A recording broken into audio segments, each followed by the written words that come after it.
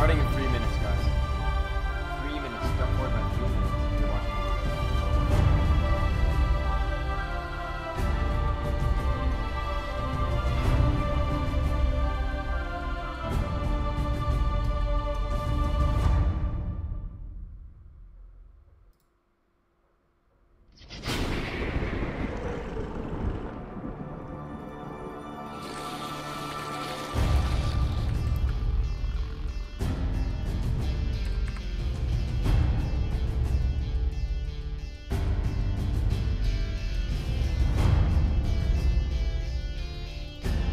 Wondering why I'm waiting 2 extra minutes. Because it's not 10 yet. I'm not even sure if you guys can hear me properly. The music's probably a bit loud. Who am I talking to? Who am I? I'm a bit special. What? My mic shouldn't even be on. Oh, sorry.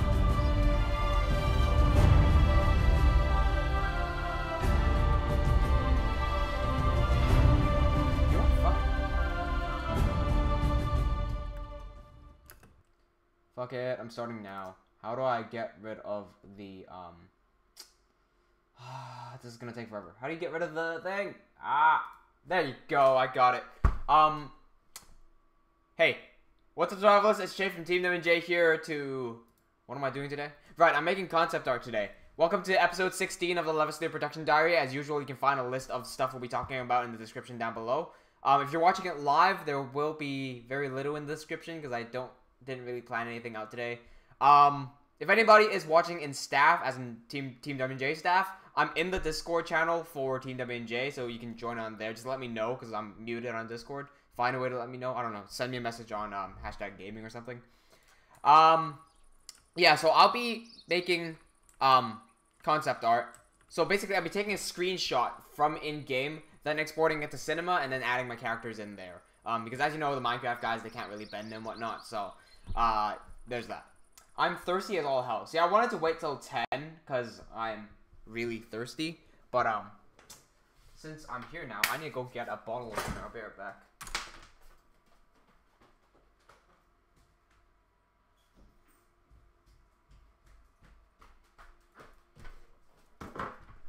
The world needs Swiss Army knives. These Swiss Army knives are so useful and multi-toolable. There you go. See, that's the alert for you gotta start live streaming now. Let's crack open a code 1. Yeah, boy. There you go. Cheers. See, I gotta get some beer when I'm, or some alcohol at least, because you know, beer actually stands for brain escalating electric water. There you go.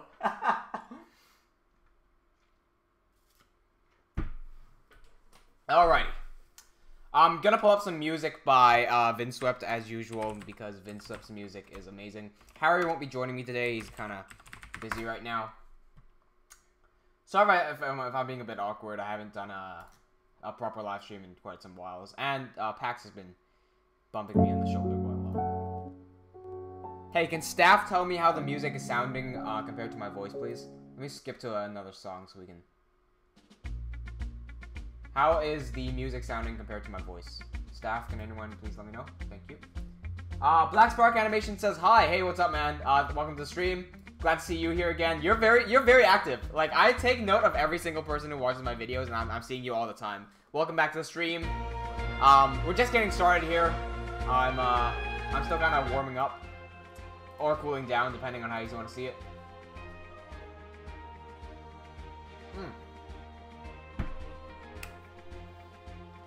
Alright, cool. So basically, right, I need to grab the screenshots. I already have a bunch of screenshots. I was just flying around Hemorrhage Castle wondering what I needed. A majority of Levaslier is going to take place in Hemorrhage City, so that's what I'm focusing on. I realized that the jail, which we'll be using, is too small. See, these cells, it's like a 2x2 block here, and it's very difficult to animate within a 2x2 area. So what I'm going to do is actually expand on some of these prison cells, rather, and I'll do it live. Yeah. That's what I'm gonna do. That's what I'm gonna do. Cool. what I'm planning on doing is actually smashing these walls in between them and just having this as one cell. And I'm also going to push it down and back by a few blocks. Once I get all of this done, just the basic remodeling and whatnot, then I'm going to jump into cinema and start putting in some characters for concept art.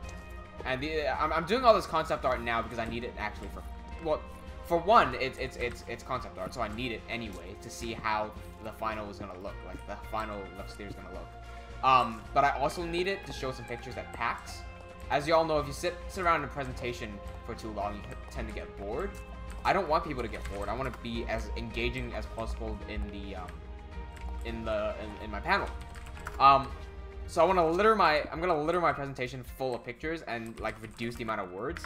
I am a very wordy person by nature, as in I can write essays without knowing. So it's gonna be a bit of a challenge for me. What on earth is that?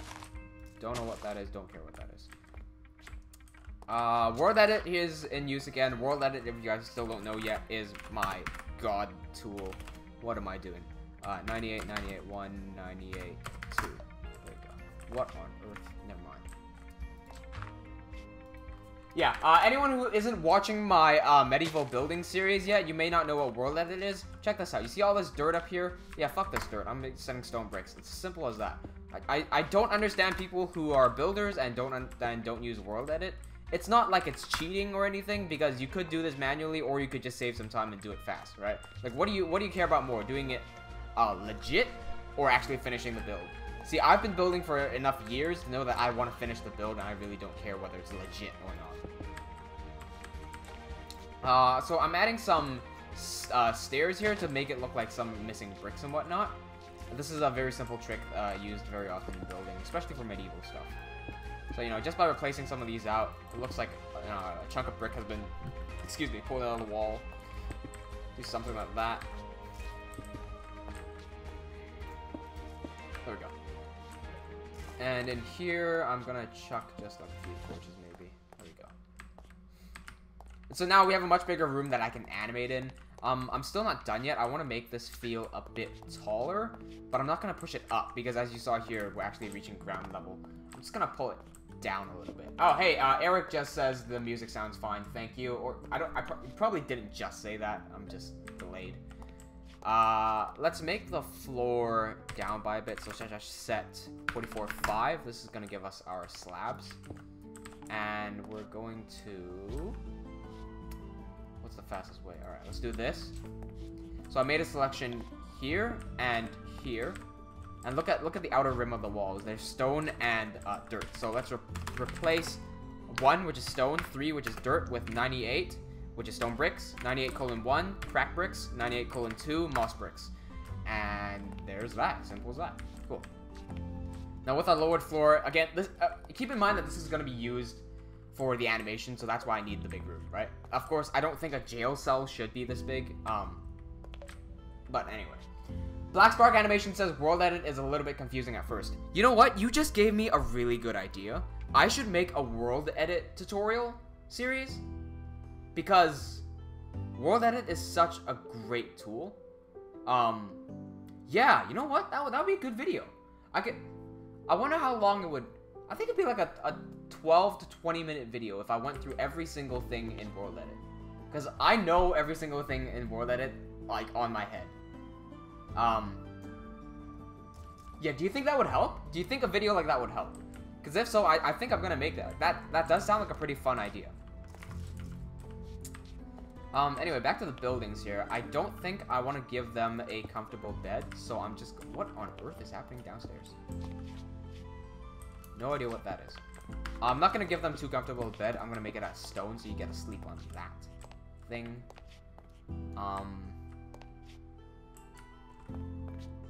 Cool. What else do you get? Well, you need a bathroom, and a good way to build bathrooms is getting a cauldron, getting a water bucket, getting a... Hang on, I just noticed. Ha! Okay, never mind. I was checking my Discord app. And I'm gonna grab a 96, which is a trapdoor. So fill that up and put that there. There you go. There's your bathroom. Right. Simple as that. And if we want to make that a bit fancier, perhaps put stairs there so that you don't see the edge of the cauldron. There. Got a bathroom. We've got that. I'm not sure we need anything else here. I'm not going to put anything else here because I don't want... Whenever you're building stuff for animation, the hard part is not putting stuff down. Because the second you start putting too much stuff down, it clogs up your entire room. I'm gonna smooth out these walls a little bit just by putting blocks there. Cool. Yeah, I'm just gonna leave that there. I just tried to leave by right clicking. There's the old rooms. Here are the new refurnished rooms. I'm gonna take a screenshot somewhere. I think a good idea would be to take it through here. So if I do GMSP and then crouch down, maybe it will get a shot somewhere. These iron bars are a bit too thick for me. I'm gonna have to figure this one out. You know, I'll do this one later. I'm gonna start working on the other concept arts. Alright, so I'm gonna leave the game for now. Glad we made that change. Black Spark Animation says, World Edit tutorial would be great help for many new builders. I think so too. Do you want me to buy, you know what, let me buy some time here. I'm just gonna do a very basic sort of world edit run through. Just to get some stuff out of the way. Let's go to our creative world. Warp creative. Just the very basics, involve the wand. If anything that you can do using the wand, I think is basic. Anything using a brush is like... Yeah, anything using brushes is a bit next level, right? I think everyone who uses World Edit knows that 1 point and 2 points, then doing / set, and then any number or name of a block sets your area as that block. Remembering the codes, again, like I said before, I know I could probably name the first, like, few blocks, just off the top of my head using numbers, because I use them a lot. The stuff that I don't use a lot, like, gold ore, like, I don't know the code for gold ore. Let me actually guess. If I get this right. No, I got leaves. Alright, whatever. Yeah, but, the more you use the codes, the more you remember them. And typing in /set1 is a lot faster than doing /set stone, right? So once you have the selected and you know the set command, what you may not know is the replace command. So if you do /replace, and you can replace /replace means that it'll take a look at any blocks within your area and it'll replace the blocks that you specify. So I want to specify replace 1, which is stone, with wooden planks, which is 5, right? But if there was, let's say there's there, right? Let's say I wanted to just replace the grass, then it would be replace 2 with 69. No, that's a lever. 4, right? Then I would just replace the grass. If I wanted to replace the wooden planks and the stone, that's when the commas come in. I would do /replace 5 wooden planks, comma 1. So that means 5 and 1. And I would replace that with, say, I want 2 different blocks. I would replace that with 17, which are logs, and 98 stone bricks, right? So that would randomize it, basically. In the advanced tutorials, I would start showing you percentages. What you can also do, so this is not a beginner's thing, right? But if I wanted a big portion of this to be logs, I would do 90% 17 and 10% 98. So this would have a lot more logs than it would have stone bricks. See, the stone bricks didn't even spawn in. That's the percentage, right? But that's a very advanced thing to do. So your basic rundown is the replace and set command. Those are the 2 most used commands: replace and set, and also knowing how to use commas to select multiple different blocks. There's your basic world edit guide for the live stream. I'm definitely gonna make that world edit tutorial guide. I'm gonna make it huge. Like it's gonna go from beginners to advanced. I might split it up so that it'd be easier to digest. But I feel like the beginners thing, once someone explains it to you, it's gonna be really easy to get. It's just a lot of people don't really explain world edit very well, I think. Cool. Anyway, let's get back to concept art doing things. So Black Spark Animations. Do you do a lot of? I mean, your channel's got Black Spark Animations. I'm guessing you do a lot of animations. I'm guessing you build as well, because then you're commenting on World Edit. I think you're watching my building series as well, so that's really nice.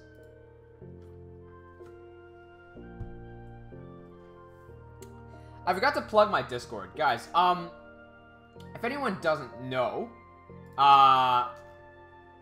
we've got a Discord server that you guys can join into. I'm gonna send the link again right now. If you check the what's called the description, you can find the link to join us. So if you're in the Discord channel, if you have any questions about whatever animations, Minecraft, or if you just want to have a chat with us, feel free to jump in, ping me, and just have a chat with me. Let's use. No, I don't want the. I want never expire. Yes. Copy, copy, copy, copy. Okay. And we're back. So in the chat right now, you're going to see a Discord join link. Once you click that link, you'll be prompted to create a Discord account, and you can join us on our Discord server. Cool. I'm also going to do a quick PAX. No, I'll do that later. I'm going to first set up the concept art first, because it's been 17 minutes and I haven't done any concept art. So this is my screenshot library. These are all the screenshots that I'm getting from within my world. So here's Dire Shield Fortress. It's a very nice screenshot. It's actually funny. I'm not sure if I should be showing this. This is a Patreon thing, but I'll give you a quick teaser. So look over at my camera real quick over here. Hello. Yep. I oftentimes actually draw my builds before I create them in Minecraft, because Levaslier is not purely in Minecraft. Like, remember that Levaslier is not just like a Minecraft story. It is Levaslier, a standalone thing, right? So this is the drawing for Dire Shield. I'm not sure if you guys can see. Let me turn on the field lights here. Oh, that's gonna be a bit bright, actually. If you compare what we have, we've basically got this like front part. You see that little tower connecting to a bridge to another tower, and that's what we have down over here. Then up top we've got, where is it? We've got this little fortressy bit up there, and that's what we have down over here. And it was really nice to replicate the exact same build in Minecraft. I think it looks really good, to be honest.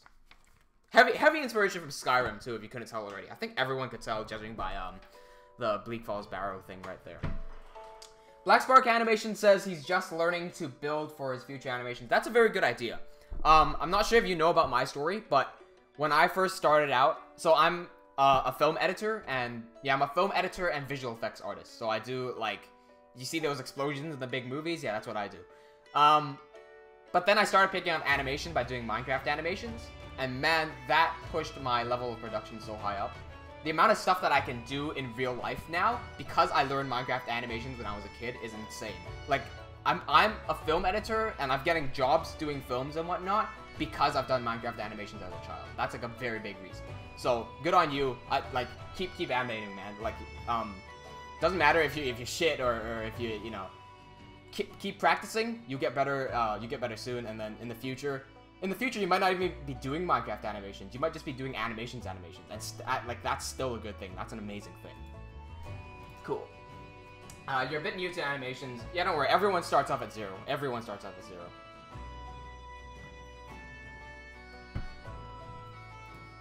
Let me get you guys a quick glimpse of what the concept art is supposed to look like. Insert complimentary Patreon plug. Here's my Patreon account. So we have concept art here. This right here, this front picture, this is a screenshot taken in Minecraft. And then I composited the art doc in using cinema. This is pure cinema. This here is another composition. So is this. So it's just all screenshots. And we take a look at let me grab one of these. Hold on. I'm gonna be working with this one today, by the way. So look at this. This is the screenshot I took from Minecraft. And this is the resulting concept art. See. So Cinema 4D plus Minecraft gives you very easy, very quick concept art, so you can see how your animation will look before you have to actually spend time importing the world, setting up the textures, blah, blah, blah, all that sort of stuff. I'm going to do that now because I have PAX next week, and I need a lot of pictures. Cool. Thank God I took all these screenshots earlier. We're gonna be working with a few different pictures today. I'm not gonna use this. We've removed the scene. I want to use this, and I want to use this. I think I'll do this one first. I'm just gonna scroll through and see what else I've got. Actually, I need to be careful not to show any spoilers here. I have a tendency to do that sort of thing. What's a good one to work with? Yeah, I mean, that's a good one to work with. I don't know. Fuck it, let's work with this one. Gonna fire up Cinema Boy over here. There we go.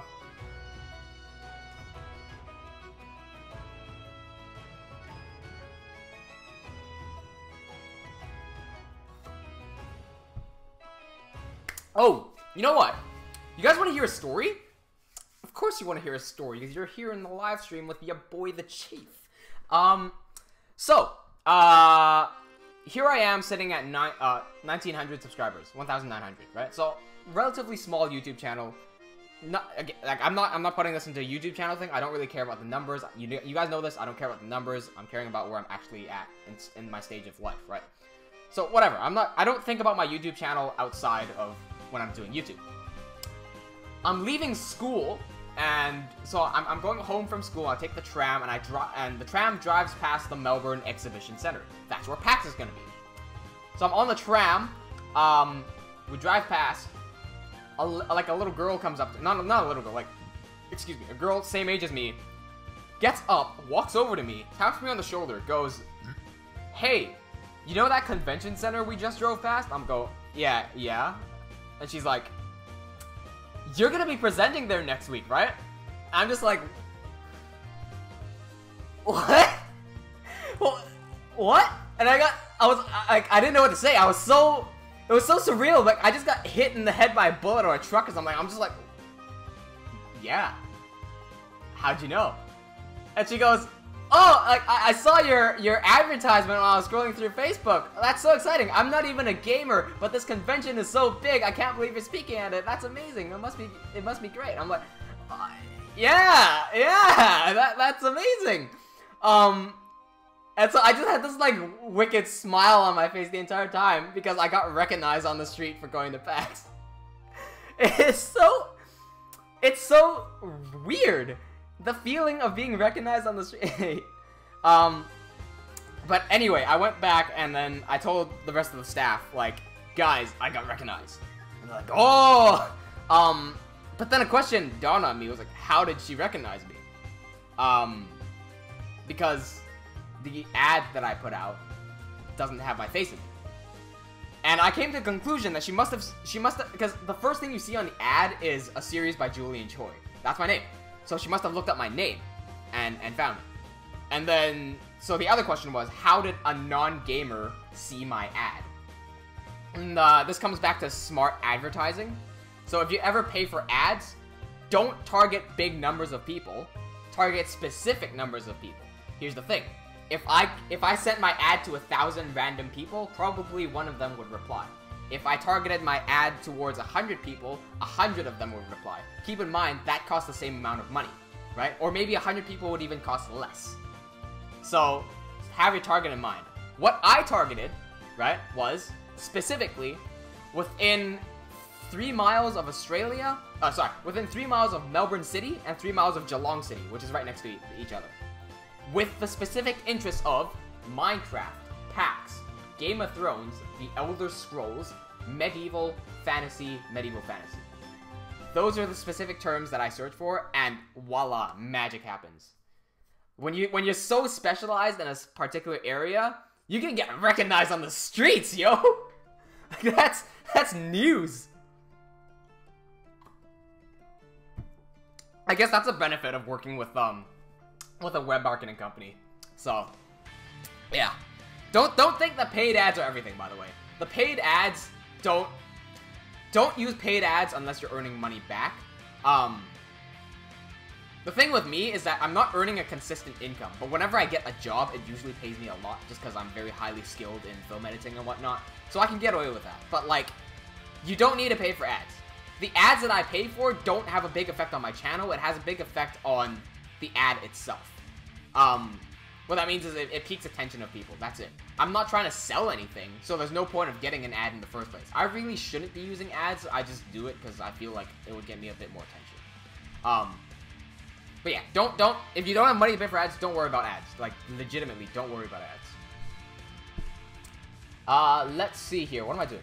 Right, I was importing that background. So here's what we do in Cinema 4D. If we wanted to do this actually enters the visual effects territory, right? Because we're not just doing a pure animation. We're compositing some 3D element onto a 2D image. That's visual effects. That's my job. So in if we create a new material by double clicking down here, Black Spark Animations actually just asked what video editor do I use. I use Premiere Pro.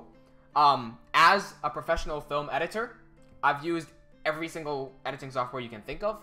Premiere Pro is easily the best one. Like, the pros of Premiere Pro, right, as in the good stuff in Premiere Pro, outweigh every single other editing software's, like, good stuff. The cons of Premiere Pro isn't perfect. There are stuff that I would like to see changed. That being said, the good stuff outweighs the bad stuff by so much. Like, compared to any other software, Premiere Pro is just miles above any other software. Anyway, back to Cinema. Creating a new material, go to the color channel, and let's select our color. Did you know that you can drag the texture right in? So I'm not going to use my screenshots folder. I'm going to be a bit more organized here. I'm going to copy this, go into my Levaslier folder right here. I'm going to go into the promo concept art, and I'm going to probably dump it here somewhere. So I'm going to paste it there. Hemorrhage, South Gate 2. This just keeps stuff more organized, right? And we're gonna put this into there. Yeah, no. There we go. Once we have the material set up with that texture, we can actually create a background object by going here and dropping that into the background. Ooh. Dropping that into the background, and there we have the background. Because it's a still image, it's a lot easier to work with. What we can do, you see the plane, the grid that we have on the floor? We simply have to line that grid up with the floor. And because we're using Minecraft blocks, it's very easy to line the stuff because it's all in straight lines and blocks. I'm actually going to create a plane here just so that I can line things up a bit easier. So I'm trying to line this line up with the building line over there. But as you can see, we've run into a small problem where you see how that's lined up perfectly, but this is not. This is a problem with the cameras. So cameras have this thing called field of view, right? I can't demonstrate it with this webcam, but imagine if this is a really wide camera angle, because you can see my hands over here. But sometimes your webcam might not have this much. Like if you guys have a MacBook or something, you'll know that the camera is basically like that much only. You can only see that much because the rest is not in this field of view. When I'm playing Minecraft, I have a wide-ass field of view, because I have a huge-ass monitor, so I need a big field of view. But by default, Cinema 4D has a focal length or field of view of 36. So we're just gonna not do it as 36. We're gonna do, like, 15. And that's gonna, it's gonna try to solve our problems. So I think that's still not wide enough. I'm gonna, let me back up a bit. Oh, okay. You know what I did? I set funny. I set the field of view of the camera, but I'm not even using the camera because I'm an idiot. So there is a way to change the default camera, but I'm a bit special, and I can never find it in live streams. I swear to God, when I'm not live streaming, I'll be able to change this, but I'm yeah, I've got some brain problems when it comes to doing this live. Okay, honestly, where the hell is the...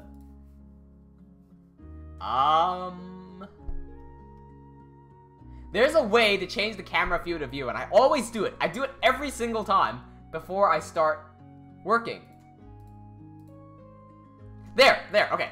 So you gotta options, configure. That's gonna bring up this configure panel. You go to view and you drop down this linked camera, right? This is the default camera. And now you can change the focal length to like 15. And that's gonna be really like wide.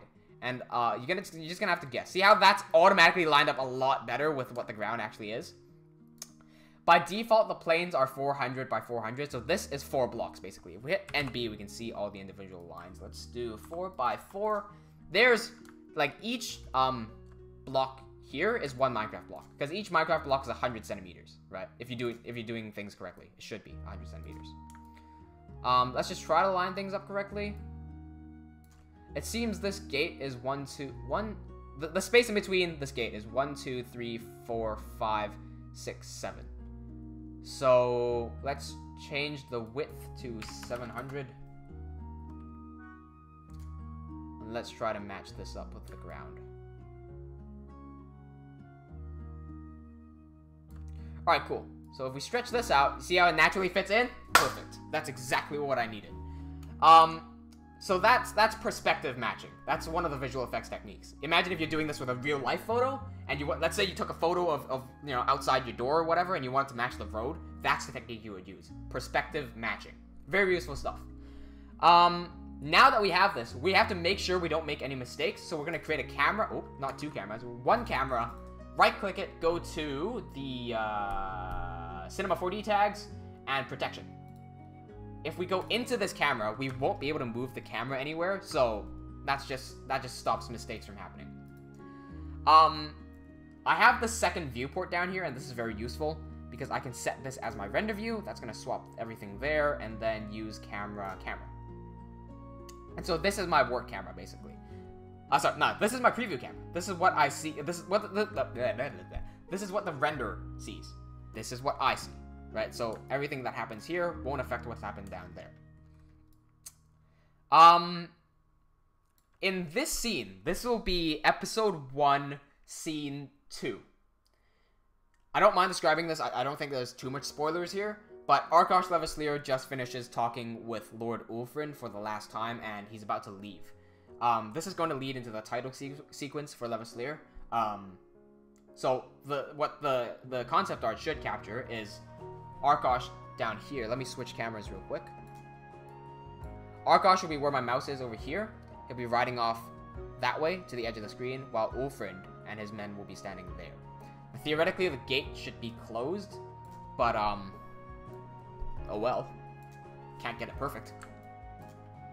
I'm gonna keep this floor here, but we're gonna make it... You know what? We can actually make this invisible in the render. Not sure if you guys know this, but you see these 2 dots here? If you click on these once, it's going to go green, and that means it'll always be visible. The top one is always visible in viewport, so what's here? The bottom one is render. So if I make the bottom one red and I hit render, you're not actually going to see anything there. So if I kept that green, you would see that there, right? What you might not know is that if you hold Alt and click on these, both of them change. So that's a lot better than going click, click, click, click. You can just go like click, click. Done, right? So I'm going to make this visible in the viewport, but not visible in the render. So this gives me a good idea of where the ground is when I'm working, but when I render it, there's nothing there, right? Cool. I'm going to save the document really quickly because I have a tendency of crashing and losing everything that I work on. Don't want to do that, especially not on a live stream. So we'll go to promo, new, and what is this called? This is Ep 1 Scene 2-2.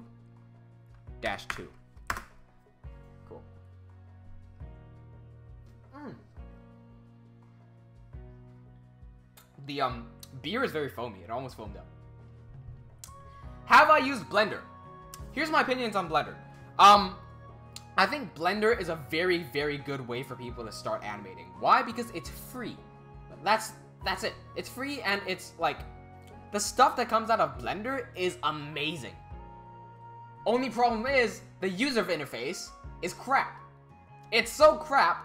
I think it's easily the worst user interface out of all the 3D programs out there. If you're not aware, there are 4 major 3D programs that people use. Maya is the key, is the biggest one. Maya is used by like Disney and whatnot. It's Autodesk Maya. Most animation studios, that's professional animation software, Maya. The second one is 3ds Max. That's also created by Autodesk, same company as Maya. 3ds Max is used for more simulation heavy stuff, I think. I haven't heard too much about it because it's slowly dying off. So 3ds Max is slowly becoming irrelevant. Cinema 4D, And you want me to describe Cinema 4D? Cinema 4D is made for motion graphics, but it's slowly evolved for animation, visual effects, and everything else. So Cinema 4D is growing the fastest out of all of them. And then there's Blender. The thing about Blender is that it's free, it's open source, and you can do practically anything in it. The hard part is user interface spoils so many people. Imagine if you don't have any idea what animation is and you try to jump into 3D animation. You go Google 3D animation software.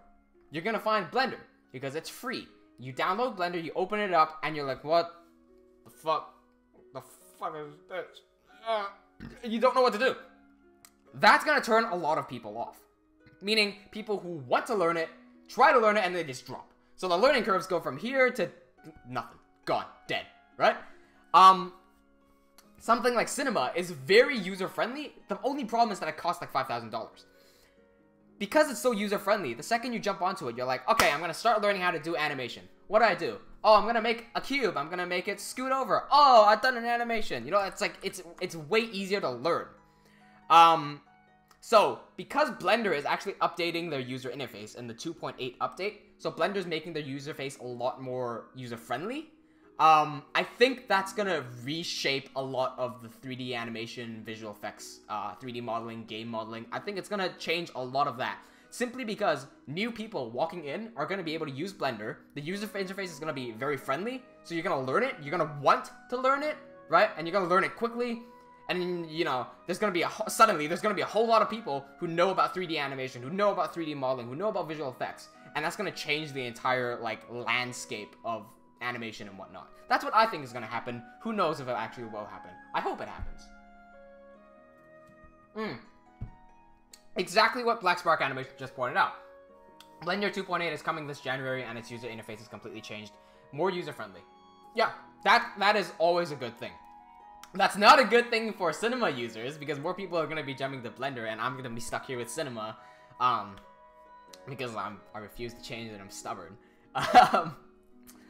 But yeah, no, I'm sure that, right, because in the line of work that I'm in, visual effects and whatnot, I'm sure that if a company approaches me and says, I'm going to pay you $1 million, but you got to use Blender, I'm probably going to learn Blender, right? That's the situation that I'm in. It's just nobody's come up to me and said that I have to use Blender yet, and Cinema has been doing everything for me. Cinema and After Effects have done everything for me so far. I haven't had anyone ask me to use Nuke, Fusion, Maya, none of that sort of stuff. It's always just like, use your own equipment and I get it done, right? So until someone asks me, I'm not gonna learn Blender. But I absolutely support you if you want to learn Blender. Blender is an amazing piece of software. Props to the guys for making it free. Like, making it free, easily accessible, allows new creators to come on, and that's what, like, that's what keeps the industry going. That's what, like, inspires new creators, right? Cool. So, I've been talking for quite a while now. What's going on here? What was I doing? Right, I was gonna put a horse in. So we're gonna grab the Arc Horse preset that I have. This is Arkosh's horse. We've got a bit of a texture glitch over here, which I'm already used to. Do we? Okay, yeah, I know what happened. So with this horse, I've done a mistake here. If you ever have this mistake, maybe this will help you, right? If anyone's using Cinema and you're importing your rig or whatever, and then you hit render and it looks like that, chances are you've got an untextured texture. So if I unlock this, you see up here, these are the textures, right? That's the texture I want. These are all untextured. So buy and then render. Done. Check for, man, this beer is getting to me. Check for question marks on your textures. Don't have those textures. Second thing for people, I don't know why people keep making this mistake. If you turn on ambient occlusion, but you don't check evaluate transparencies, you're gonna get black spots. Like here, okay? You're gonna get black spots like that. So if your skin looks black, turn on evaluate transparencies. Easy fix. Cool. Those are like two major problems that a lot of Cinema users keep running into, and I can't. Like, it's literally everywhere. The solution is everywhere. You don't need me to tell you that. We've got the horse here. Let's move it into position. There looks good. Another good idea for me right now, I'm going to go into the camera settings, I'm gonna go into the detail. No, I'm gonna go into the composition tab. I'm gonna turn on the grid. This is the rule of thirds. If you guys have seen me talking about composition and staging, you know how important having good screen composition is. How about making an After Effects tutorial series? That's a good idea, but see, here's the thing. What software do you use? I'm guessing you either use Blender or Cinema, right? Asking someone to do an After Effects tutorial, like, I would love to. But the thing is, if someone came up to you and said, make a Blender tutorial, you're gonna be a bit lost on where to start. And that's my problem with After Effects. Because you can use After Effects for so many different things. I would likely start with the most common thing, which would... Snatch says, hi. Hey, Snatch, what's going on? I would likely start with the thing that people would want to use the most. And I think, in my personal opinion, the most useful one that I think people should be using is bandaging. What that means, I'm going to show you a quick example here if I can. I'm just going to watch my live webcam, right? Imagine if there was a piece of dirt right there, right where my hand is, there's a piece of dirt. If I wanted to get rid of this, I would copy this chunk of the wall and move that up there. That's what I would do in After Effects. That's called bandaging, because I take this and I plaster that there and it's bandaged and it's gone now, right? That's a very useful thing that people use a lot. Like, I've used it like 5 times in one short film.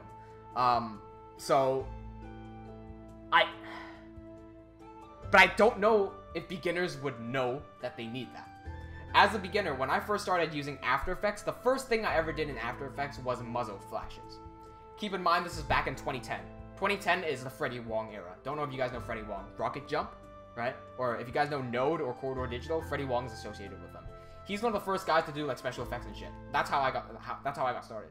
And so I watched the tutorial on like gun muzzle flares, and that's how I started. So I started doing muzzle flares with guns.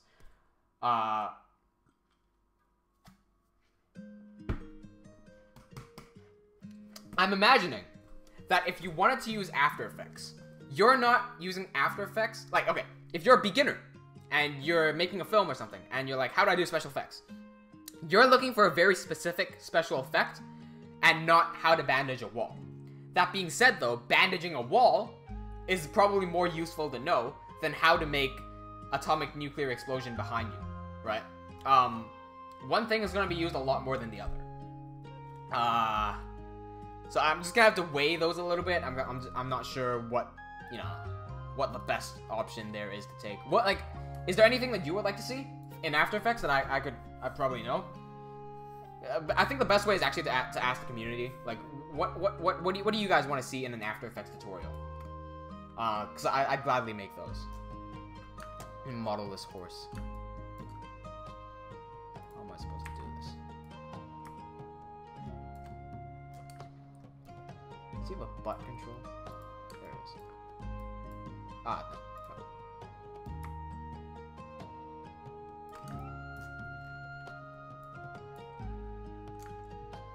no. Hey, it's Angelo says, hey, do you use Premiere Pro as well? Everyone's asking me this. Yes, I am a professional film editor. I've used every possible film editing software you can possibly think of. Premiere Pro is the best out of all the other softwares. I mean, that's my personal opinion, but it's also the opinion of a professional film editor, right? So, yeah. The good stuff, Premiere is not perfect, it has its flaws, but the good stuff about Premiere far outweighs the bad stuff. And, like, even though maybe in Sony Vegas, when you blend sounds together, it's a lot easier in Premiere, but everything else is better in Premiere than in Sony Vegas. That's my personal opinion. Yeah. I've also got these amazing shortcuts on Premiere. I'm surprised that you guys are asking for After Effects tutorials, but not like Premiere tutorials. I'm an editor, guys. I'm better at Premiere than I am After Effects. That's a lie. Is that a lie? That might be a lie, because I started using After Effects before I started using Premiere. I only started using Premiere last year. That was like a conversion that I'll never go back to. That was the best decision in my life, going to Premiere. I first started using iMovie, then I went to Vegas, then for a while I used Avid Media Composer, which is the industry standard, but Premiere beats all of them to the park.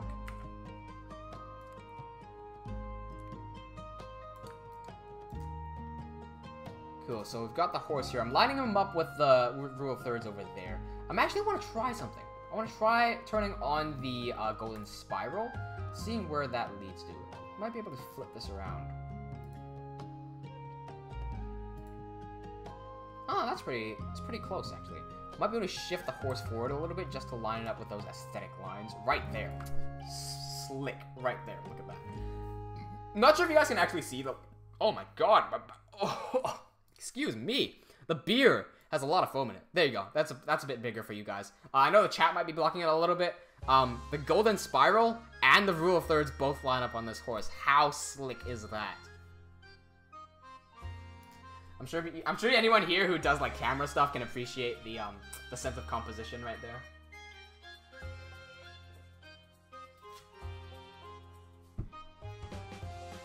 Not a plug, by the way. Anyone who's over 18, Asahi is good beer. Only if you're over 18, please. I don't condone underage drinking. Horse there. We need the dude on horse. Let's grab Arkosh. Arkosh right here. Whoop. Don't want spoilers. Almost called in a spoiler, boys. You will not see the spoiler.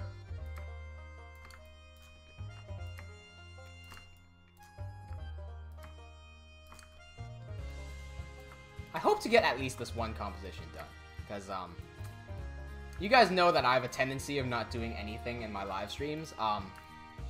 This time I'm actually getting some stuff done. Whoops, let's turn off. What is it? Turn off smart mode. There we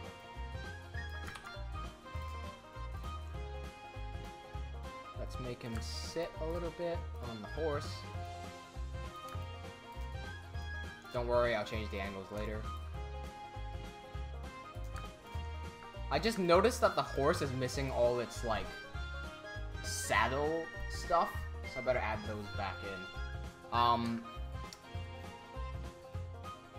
Where is... Oh, by the way, this is the Anish Ridge horse. There we go. Here. So I need the bridle, the rope, the saddles, and the chest. There we go.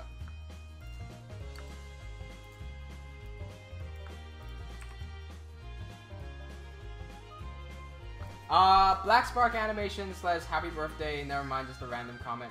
You know what? My birthday is actually next month. But Harry isn't here. You know, Harry, my mate.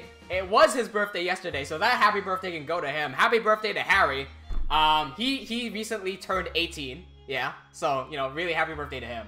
You recently got yourself over 18 as well. Nice, nice. You know, everyone's getting older now. 18's a good age. Make the most of it. Don't be like me. When I turned 18, I stayed home animating Levaslier. That's how that's how much of a loner I am. Eric says, don't chug the beer like that. Let it flow down. It will become less foamy in the bottle. Really? Let it... You mean...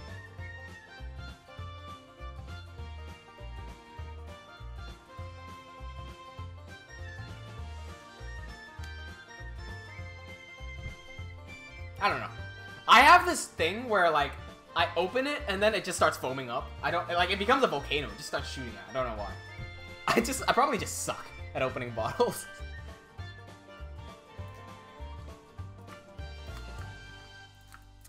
Let's try to get his legs right. Not clipping into anything.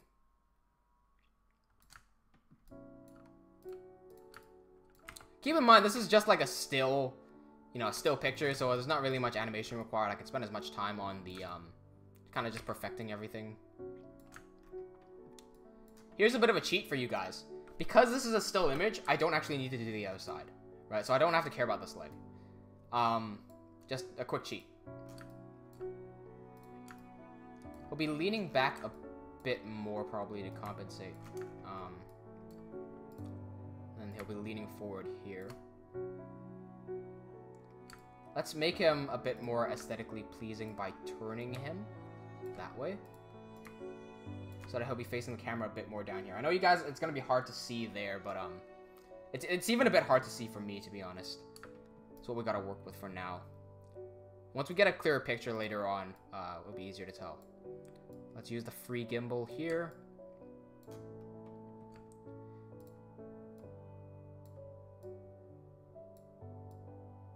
Oh, you know what? Black Spark Animations. Just wondering, do you watch any of my animation tutorials, and are they helpful for you? Because I try not to do, like, if it's a very Cinema 4D thing that only can be done in Cinema 4D, I'll probably write Cinema 4D in the title.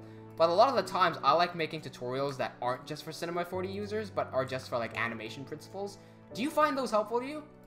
Just wondering, because, like, it would be great to know that I'm supporting more than just the Cinema people. Since Cinema isn't the most common Minecraft software, you know, I think Blender is the most common one. Oh.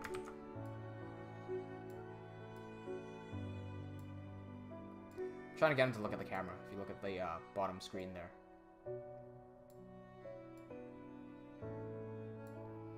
Black Spark Animation says, yes, you watched all my videos. Yeah, cool. That's good. That's good to hear. That's good to hear. Also, thank you for watching my videos. I don't say thank you enough. It's really nice to know that people actually, like, I really appreciate that you guys are watching my videos.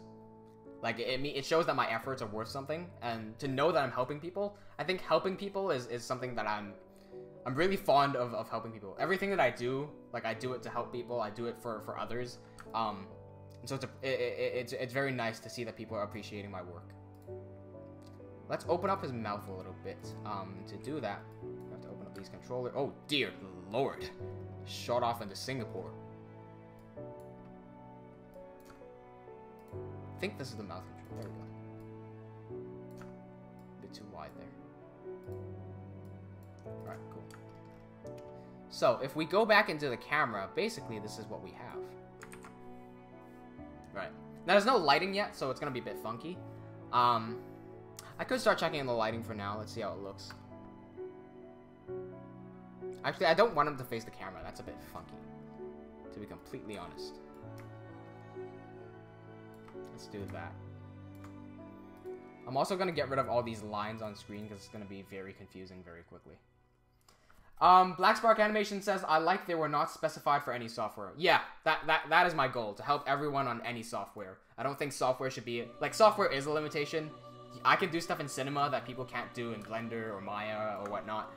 It is a limitation, but I'll try to do as best as I can. Like, principles and whatnot, those are not limited. So I want to teach people the principles, because nobody in this Minecraft animation space is teaching the principles.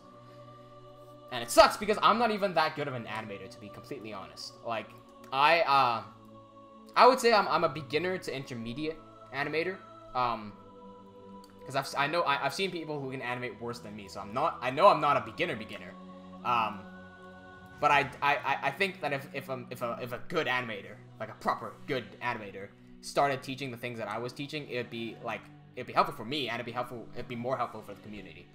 But glad to be contributing a small part. Let's get Ulfrind and his horse in. So for that, we'll just drop in a random horse. Grab. Actually, no, I was gonna do the light first. I'm losing my mind here. So if we take a look at the render here, we can see that the shadows are being casted in that direction where my mouse is moving. So the light must be coming from where my mouse is. So because we know that, we can create a light here. Let's make it a spotlight, because I love spotlights.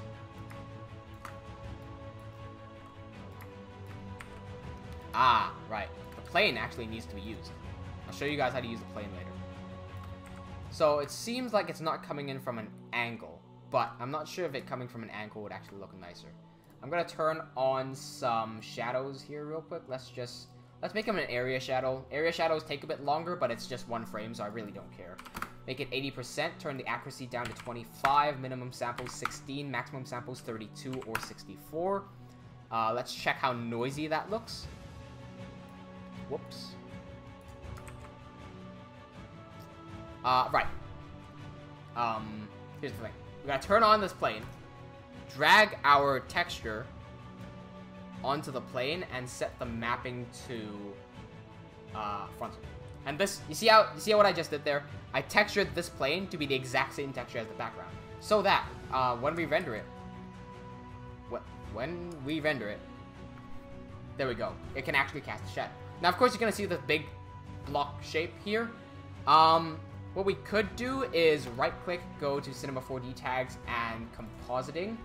Then we do composite background. That solves the problem. So yeah, those shadows are a bit funky. Let's shift the light into its correct area.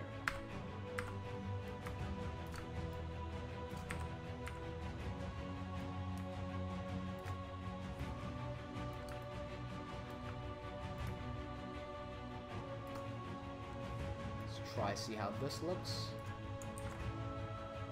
Might not be high enough. Yeah, that's what I thought. Trial and error. Trial and error. That's everything done.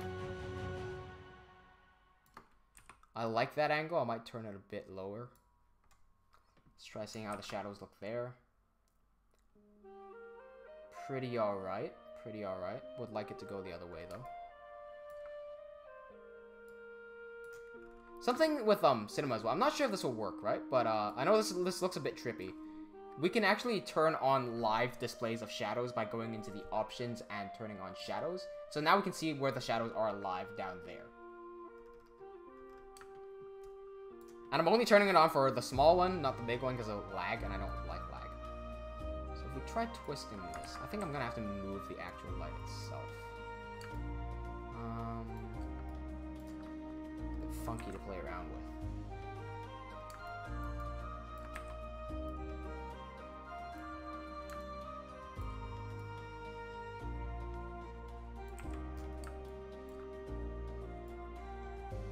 There we go. Now we're getting somewhere. There. So now the shadow's directly below him, so we don't have this massive ass shadow. Cool. Now that's done, you're gonna notice that he's completely black on one side. That's ugly. Don't like ugly. What normal people will tell you to do, if you're a Cinema 4D user, what normal people are gonna tell you to do is gonna go here, go to effect, and do global illumination. Please avoid global illumination like it's the plague. Do not use global illumination. It's gonna cost you an extra minute of rendering for every frame that you don't need to cost, right? Let me show you. I'm gonna do, and I'm gonna show you what I would do, and I'm gonna show you what typical people say to do. I'm gonna create a random ambient light here. I'm just gonna go to general and check ambient illumination. I'm gonna set the intensity down to like 50 and just throw that up somewhere. No shadows, right? Now when you render this, the black parts are gonna be like all gone, right? So it looks a bit better. Angelo, I saw your message. I'm gonna finish this real quick. So you see, if I do a render now, see how long this takes. This took me 1 second to render, right? So let me get rid of this light. Let me do what normal people will tell you to do. They're gonna go to global illumination, and I'm gonna try to speed this up. I'm gonna try to make it as fast as I possibly can, right? So I'm gonna lower all the settings so that it can be as fast as it can.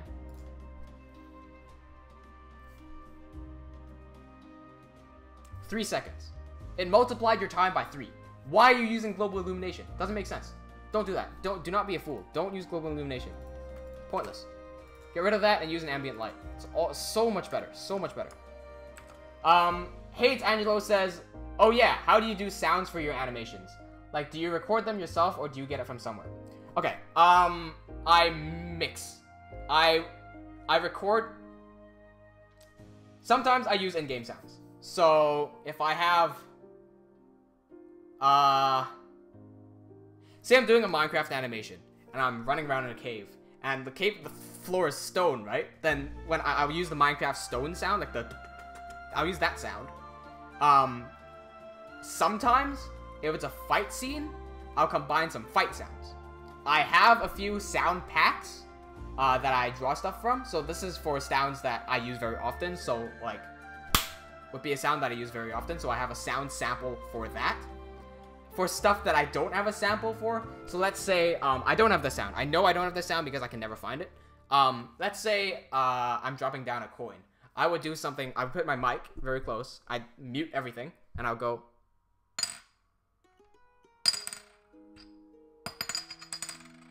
And I'll pick out of those. What I just dropped, by the way, was this bottle cap from my beer, right?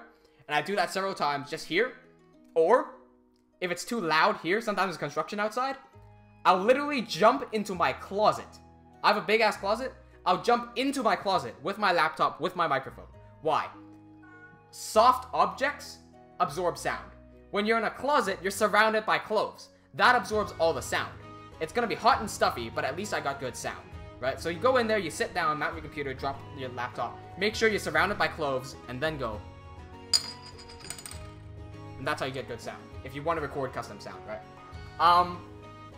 Otherwise, YouTube, Google, those are very good areas to find sound packs. Make sure you get high quality sound packs, because here's the thing. People can stand bad animation. People can stand bad video. Nobody can stand bad sound.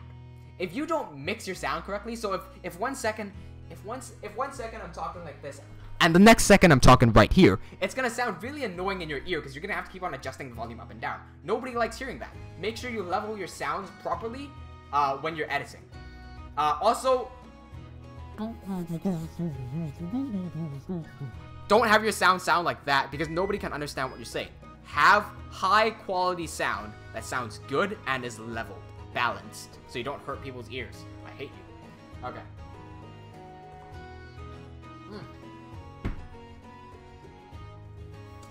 Black Spark Animations puts a cat and a dog.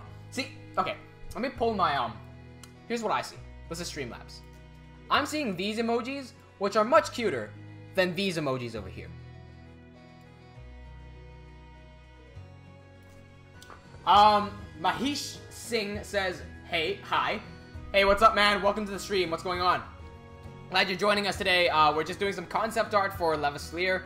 So this is one of the gates of our cities, and this is the model that we put in.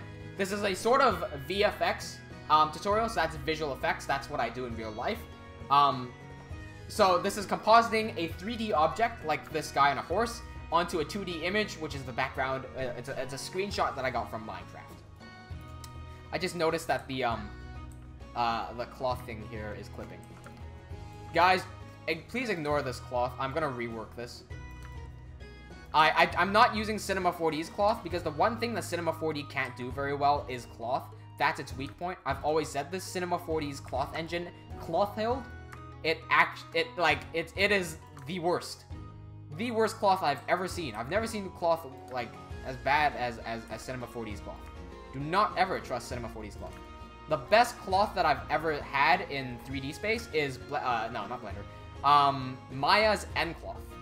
Maya's N cloth system is the best cloth I've seen so far. That's what's used by what's his name? Captain Sparkles in his animations. He uses N cloth. No, you cannot get that for Cinema. I'm not sure if you can get that for Blender. If you can, do get it. Like, learn it by yourself. I can't help you, but, like, you know, it's good stuff. Let's try to mimic some motion here by pulling this back a little bit.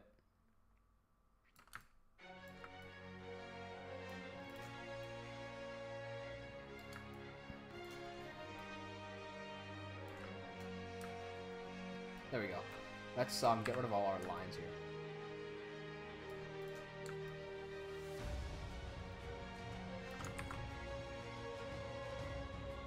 So that's what that looks like.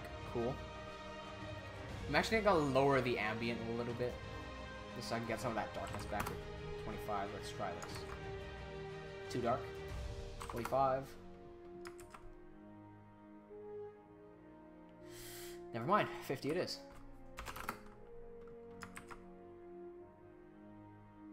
Alright, I'm gonna put the other horse back in as well in the background. This is for Lord Ulfrin, the King of Hemorrhage. Let's grab some random horse. Horse V2. Oh, right. I customized these horses. You see how there's like a gap between the horse's like legs?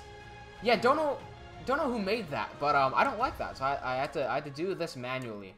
But because this guy's in the distance, I don't think it'll matter too much. Possibly, maybe. Okay, so this horse is made by Fire Pix 3L. There you go. Get rid of this. So that's the Anish Ridge horse, which I would much prefer. I'm not sure about these legs. See, yeah, see that. That is my big problem with the horses. Don't like that. So, bye. Let's try to get the proper horse that I need back. I think it's this one. No, this is by someone else. This? Nope. Don't know where my horse rigs are. Duh.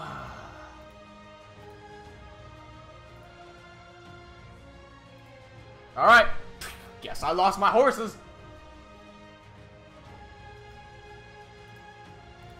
What the fuck is this?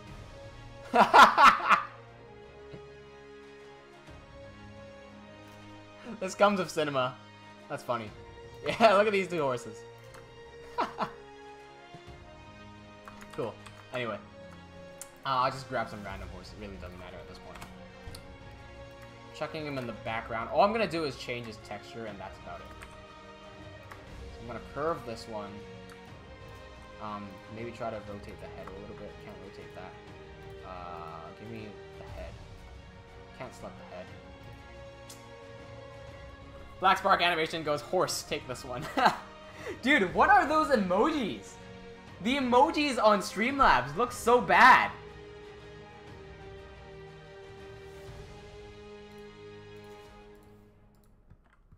Where? Ah, my God. Turn your head. Oh, fuck. Oh, no. Oh, no. Oh, no.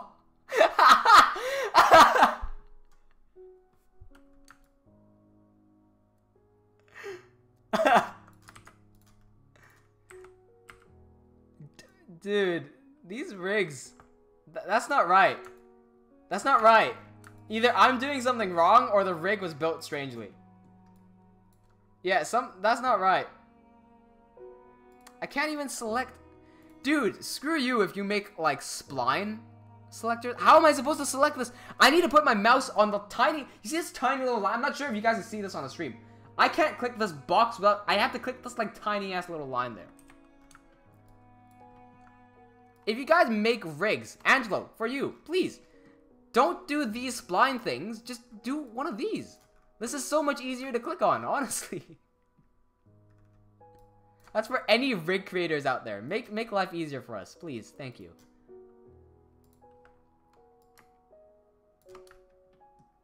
I actually really want to show off a rig that I made. Not sure if it's spoilers. No, it's not spoilers. It's not spoilers. I can show you a screenshot of it. I made this rig. There. That's one of the Endermen for Levaslier. Quick. No, I don't really think that's a spoiler. It's one of the concept arts that I made earlier. I still can't figure out how to turn his head. Turn, fool.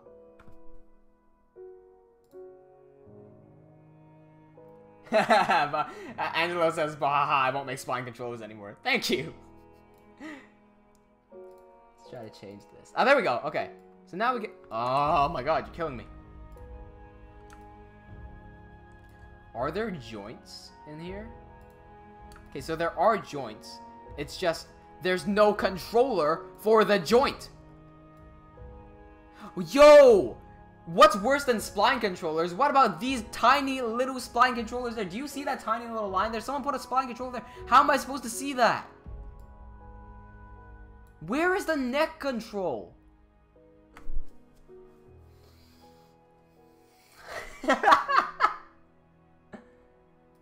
Okay, I've got an easier way to do this. Bye. So what I'm gonna do is I'm gonna re-import the Arkosh horse, right? So I'm gonna use the Arc horse to, let's see, Arc horse body unlock. No, I need a.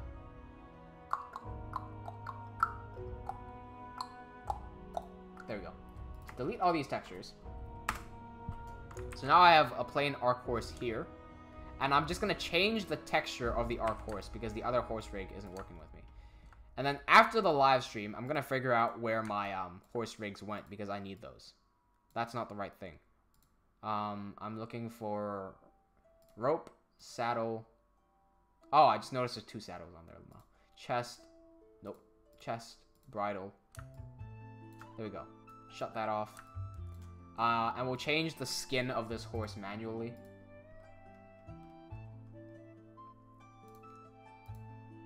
That's this one, I believe. Let me make sure that this is the right texture. Yep, that's it.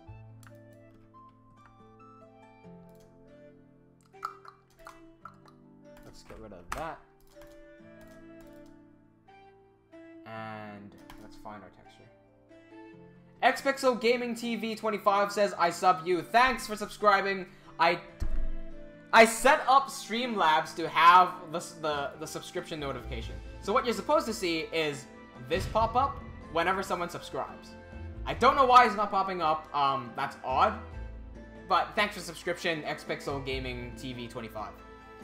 Black Spark Animation goes Mario sound. Yeah, I make Mario sounds all the time. I don't know. I make random noises. Whenever I'm not streaming, I just go like... just take the dumbest noises. What am I looking for? What am I looking for? I'm looking for textures. Horse. Let's give him a,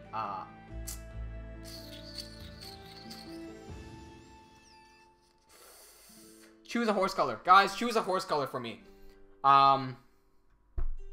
Choose a horse color that isn't white. That isn't white, that isn't the skeleton, that isn't the donkey or the mule or the zombie. So one of like the normal horses there. But actually not gray. Okay. Black, brown, chestnut, creamy, or dark brown. Choose one of those. One of these 5 here. And that's going to be the color for the king. And that's what I'm going to be using for the entire series. For the king.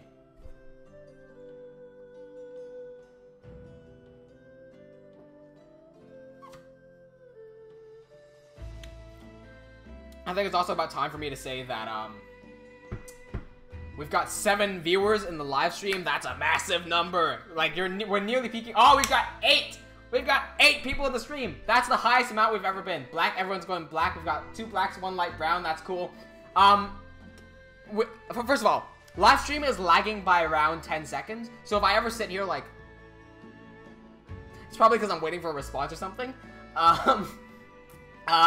Second of all, 8 people are the highest amount of people we've ever had consecutively in a live stream. So thank you so much, guys, for joining in. Like, I'm amazed we broke the record again. We got 8 people. Last time it was 6. 8 is amazing. Great. We've got 2 blacks, 1 light brown. I think we'll go with black because that's 2 to 1. As you requested, the live stream starts in 10 minutes. It's been an hour, Cortana. Alright, we'll go with black. It's time for me to do this plug. Not sure if you guys are aware of this, but right down there, look closely, down on the bottom left, boom, you see that? Levaslier is going to be at PAX Australia 2018 this Friday, October 26th. I've got updates, big updates. Let me burp. That was the weakest burp. So, PAX, for anyone who doesn't know, stands for the Penny Arcade Expo. It's the #1 world's largest gaming exposition. And I will be bringing Levaslier up there on the big stage. I'll be showing the prologue live, as well as giving this big panel with some Q&As and whatnot. You can buy tickets in the description down below at us.paxsite.com/registration. And it will be at 7 p.m. Australia time, Melbourne time. I don't know what time that is. Melbourne, Australia, 7 p.m. If you're coming along, it will be at the GameSpot Theatre, ignore the drop here, in Melbourne, Australia.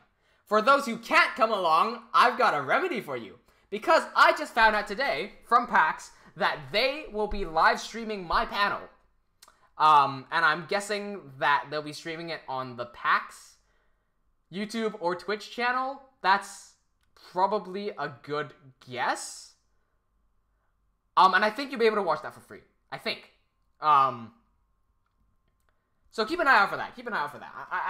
I'll have to ask where they're live streaming it, but that's going to be very cool.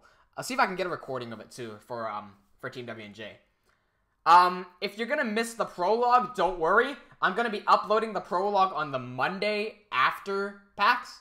So PAX is going from the 26th, which is a Friday, to the 28th, which is a Sunday. So on the 29th, you're gonna see the prologue come up on this channel. The live stream next week on Thursday will still be going on. So that live stream is gonna happen one day before PAX. So if you want to see me get flustered over absolutely nothing because I'm pumped that PAX is happening tomorrow, you better join in next week because, boy, next week is going to be exciting. Cool. Let me hide this PAX notification. There we go. Cool. Seems our music has stopped for whatever reason. I've carried it on. Don't know what happened there.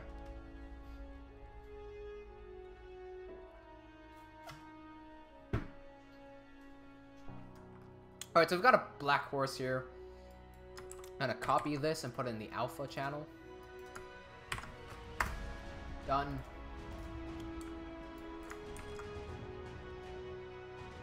There we go. So Ulfrind has a dark horse. Cool. That might actually be symbolic of something. You know what? You guys might have just put in some symbolism without even knowing. Yeah, if I think about it. Because a dark horse is something that is very often overlooked. So I think that symbolism actually works. Good job, guys. That works. That works really well. All right. What are the odds? Cool, cool. So Ulfrind over here is gonna turn. Let's turn on our rule of thirds again. Let's try to line him up. Let's name, excuse me, let's name this one Ulfrind Horse. Oh my god. Line him up there. Let's try to turn on our golden spiral here. That's gonna be hard to hit. I don't think we need a hit there. That's cool. Alright, whatever. I'm good with that. That lines up with the rule third over there pretty alright. So now that we have this horse, I really don't think he needs to be in any sort of special position. I might turn his head so that he'll be looking in a... What?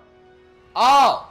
Oh! It's doing that thing again. Yeah, I was animating this fucking horse for the prologue. Right? And the head keeps on doing this thing. I'm trying to turn the head and it keeps flipping upside down. What the hell? I didn't actually end up finding a fix for this other than actually rotating his head back that way. But that still causes problems with the neck where he kind of looks like this.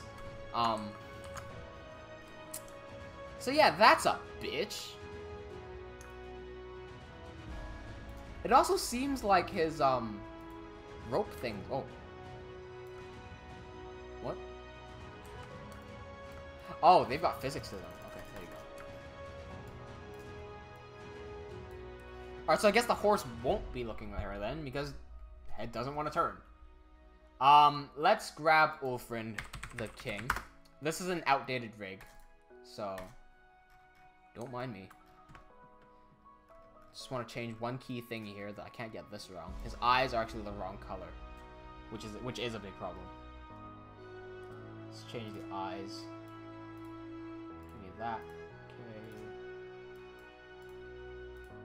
There we go. If you're wondering, I changed the bottom one without changing the top one. That's why I made the mistake. Alright, whoa, okay.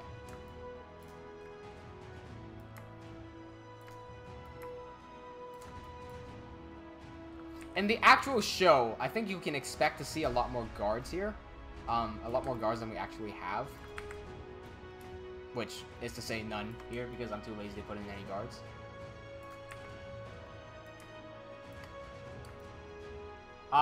It could be because of weight painting. You think? It could be. That doesn't make sense, does it? Okay, we've got...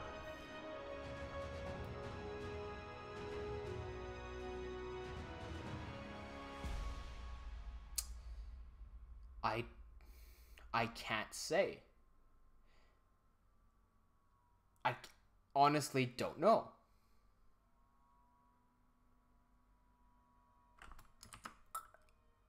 Yeah, I don't know why that's happening. It could be because of weight painting.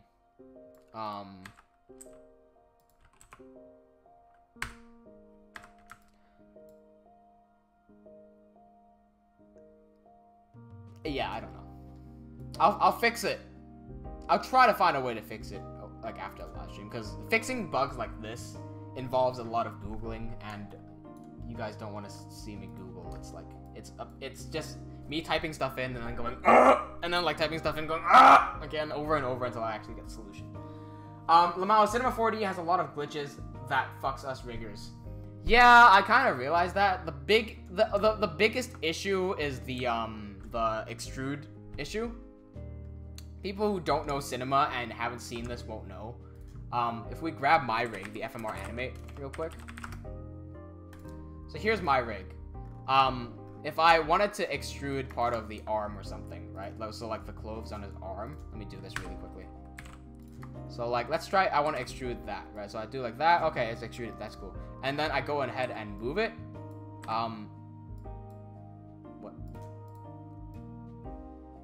What? Did I fix it?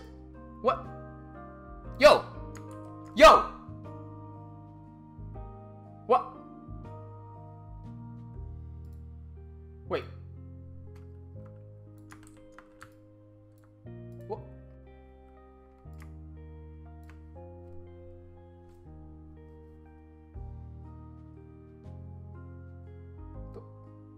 That was a bug.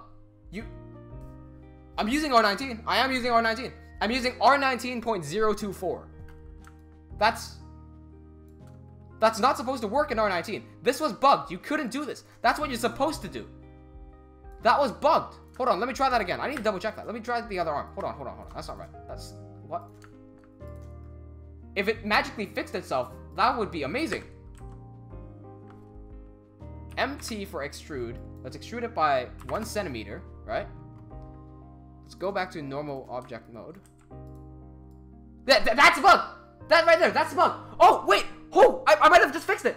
Yo, okay, look at this, Okay, you go into polygon selection mode, right? You go to MT for extrude tool, okay? Instead of pressing enter on the offset right there, I'm pointing at the screen, you can't look at my mouse, right? Instead of pressing enter, click and drag until you get the one that you want. I'm trying to get 2 centimeters, by the way. Alright, whatever, 2.1 centimeters. And then...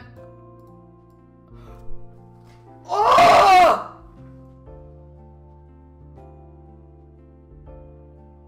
Why is that a bug? What? It took me this long to fix it. Oh my god, finally! Jesus Christ! God damn it! Look, at least we found a solution. Now we don't need R18. Uninstall your R18. I found a solution. It's a bit of a bitch to get like exactly 2 centimeters. But there's a solution. Finally! Why is this a bug? Oh my god.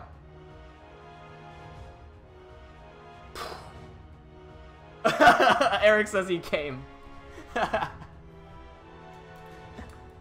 Well, there's a solution. Let me just double check that it works on everything. Don't go on installing your R18s yet. Let me just make his chest big. I'll drag it out this time, right? I'm gonna go back to object mode. Yes, it does work. See, that's not a bug. That's supposed to happen, right? We don't want that to happen, but that's supposed to happen.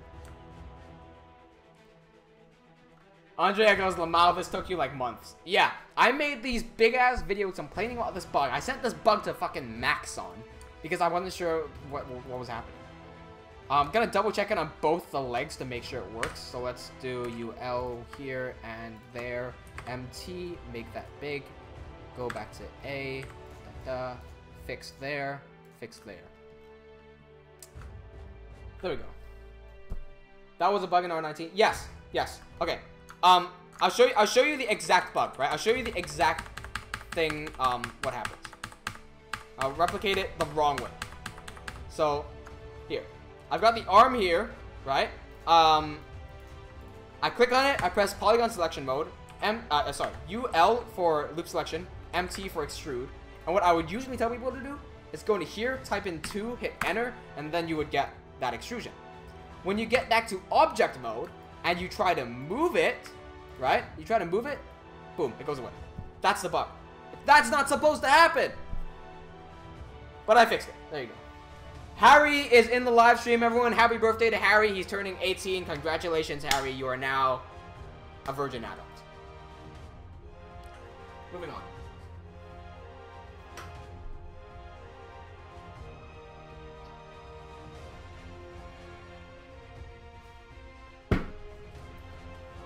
Cheers, Harry. Cool. Now that we've solved the bug unintentionally, not when I was actually trying to solve the damn bug, I mean, at least I solved it, right? So, good on me. Cool. Let's actually get back to animating.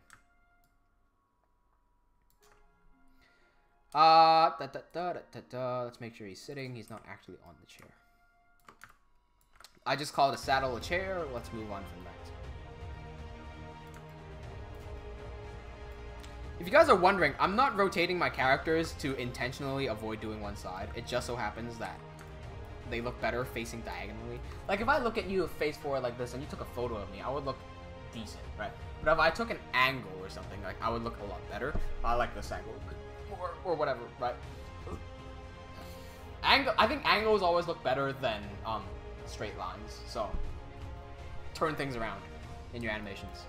Give it a new perspective, a new angle. You might achieve something better. Who knows? Quick plug for Vindswept. The music that you're hearing playing right now is made by Vindswept, VINDSVEPT. There you go, Vindswept. He makes amazing free medieval music that you can use. He's also just a general great guy. So check out Vindswept. Great music. Cool. Harry says, "Okay, thanks. Cheers, cunt. The most Australian thank you I can make out." Yeah, fair enough. I should have added a cunt when I cheered you. What do you call this? What do you call this action? Like, you say cheers. Is it called cheering? No, that's not cheering. That's toasting. Toasting. That's the word.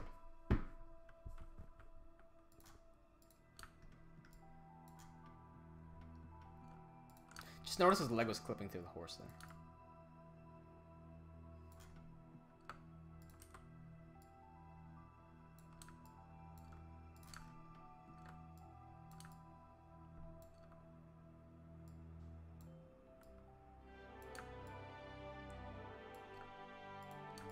I'm not really caring too much about the exact poses they're in, as long as they look like they're posed and not just left idle.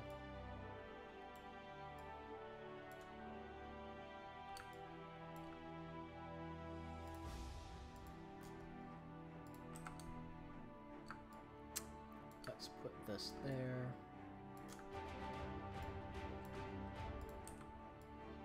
Alright. That is very random, but let's see how this looks. Oh, I hate preferences. Save, render. There we go. Okay, we've got a minor problem there because he's actually in the shadows. I think I might fix that in Photoshop because I just want to get this done with. So, let's go into our shadows here for it. So this is our, I know what the problem is. I'm going to switch this from a spotlight to an infinite light.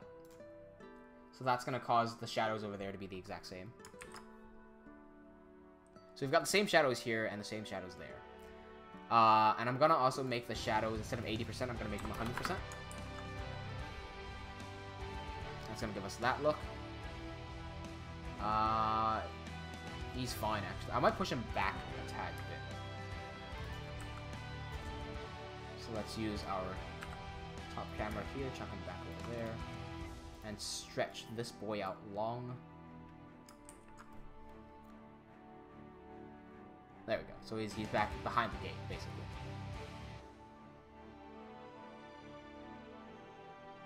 I should have actually punched this in a bit closer, but no can do now. How does that look for everyone else? I think this is pretty decent. I can chuck this into Photoshop and I can start fixing it there. Because that's where the real magic happens, I think. So I personally think that these guys are in the correct position. I'm going to save this in case I want to make any further changes, but I'm going to export this now. I'm going to go to save and make sure this is a PNG with alpha. So straight channel, alpha channel. This is going to make the background transparent. Going to save it to Levaslier promo concept art new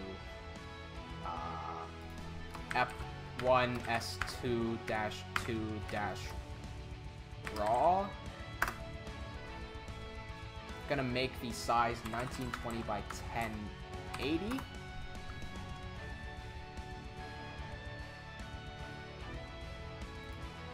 And I'm gonna disable the background. Bam, bam, bam, bam. Okay. Save, and now we hit render. Ah! God damn it! I left the thing. That thing is my bad. I left that there. That's just me being dumb. My bad. So that is a controller for the head squash. Left that in by accident. Overwrite.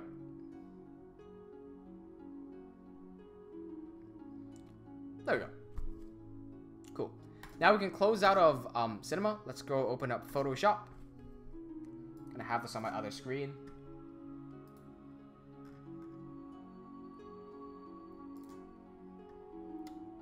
Cool. So now we have a blank Photoshop canvas. We can drag in the raw photo, which is...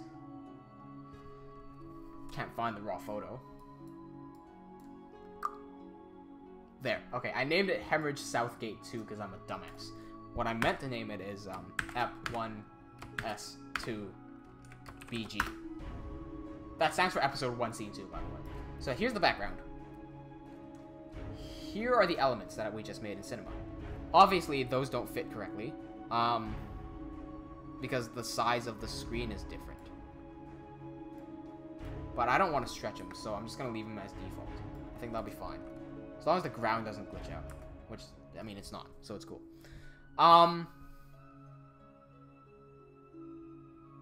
Cool. Now that this is in, we can start working some color correction. Yeah. Basic color correction.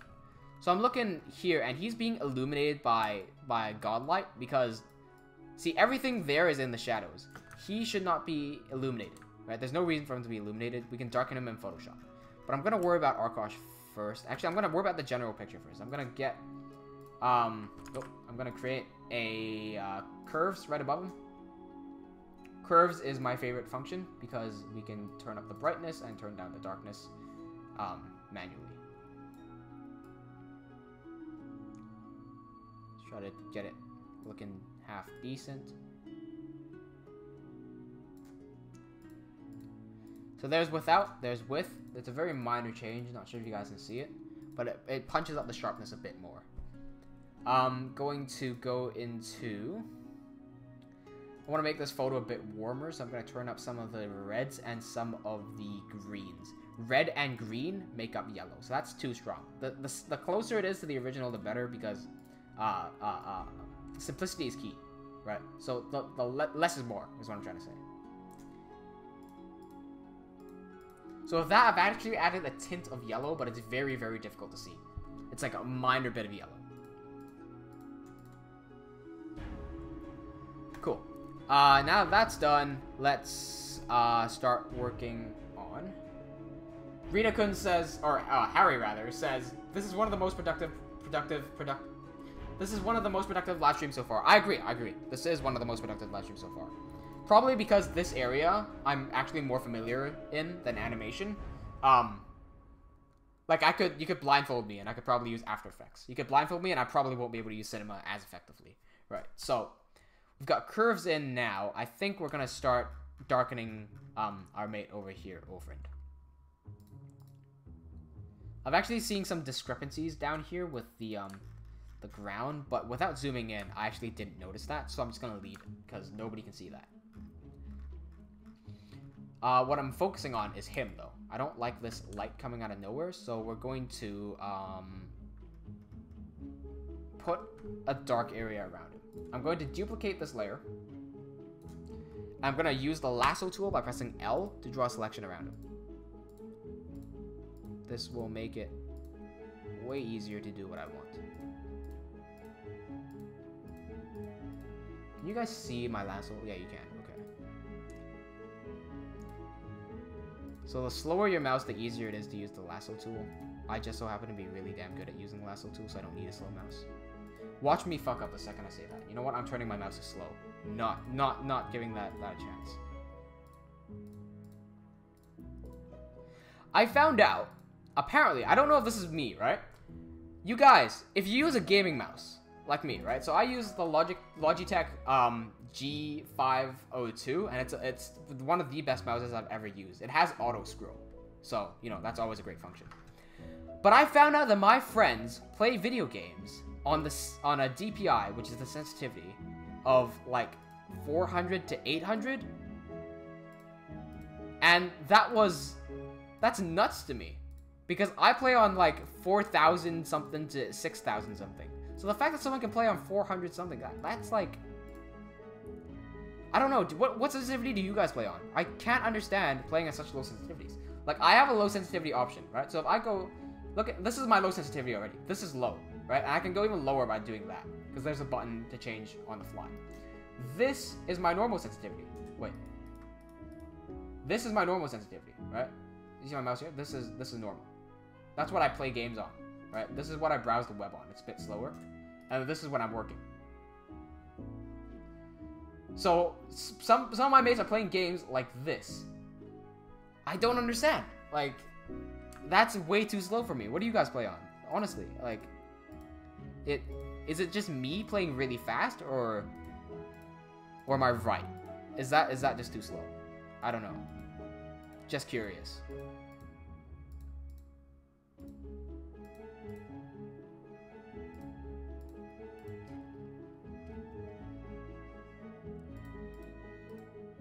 If the layer, Angelo says, if the layer has a clear background, I'll control and click the image to display the layer. Yeah, see, the problem with that, right, is that, hold on, I'll show you why I didn't do that. If I held control and clicked, it would select the ground as well. See? So that's why I just did the manual selection around it. So I could have done this and then, like, did, you know, a deselect around the entire thing like that. But then, like, I would have to deselect everything and then reselect, you know, the middles and whatnot. So the faster way would to just be to draw a lasso around it. Eric says, get new friends. Yeah, I need to get new friends. Andrea says, Lamau. Black Spark Animation says, I play on normal. I'm guessing you have one of those mouses that have 3 settings, but they don't say how sensitive they are. Hate Angelo says you can just deselect the horse that connects the floor at the bottom. Yeah. See, so Hate Angelo says that it's better for you to do a control click, which will select all the visible elements and then deselect the rest. I personally prefer to lasso everything. Those two methods both work. It just depends on which method you like more.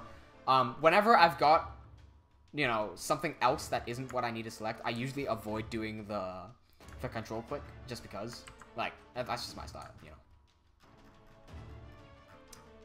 know. So anyway, now that I have this selected, I've created a mask around him. So basically, this mask that I've created lets me grab some random brush here. Why am I on grayscale? Ah, that's why. Let me rasterize this real quick. Okay, so with the brush, right? If I start coloring in stuff here, no one can see it, but the second I go in, you see it actually starts coloring. So that's what the mask does. Angelo says, never mind. No, it's not really never mind. It's just a different way of working. If you can do the control click and deselect faster than I can do a lasso around the entire thing, go ahead and do that. I know a lot of people don't have this lasso capability, because I can do that a lot faster than people can. Like, that other people can, right? So, for me, that's my go-to strategy. Within the selection, what I'm actually gonna do... You know what? Let me create a new layer. I'm gonna use this selection and create a mask on the top layer. Alright, so now I have a blank layer with nothing on it. I'm gonna use the color black and draw in some shadows manually. I'm gonna draw in some shadows in all these dark spots here. I know this is just completely black for now. I'll show you why in a bit. Right. Gonna go in and okay, let's take out the big tools because we're in Photoshop. This is my Wacom tablet. If you go back several years, I actually made an unboxing video of this very tablet back in 2013. That video is still up on the internet, surprisingly. This tablet still works. They don't manufacture this anymore. This is the Wacom Bamboo. They don't make it. Where's my pen gone? Effectively, it's a digital art tablet. So if I do this, you can see my mouse moving, right? And it's also pressure sensitive. So if I do, let's say, if I press very hard, it's gonna be. Whoa, sorry, I just realized I was on the wrong layer.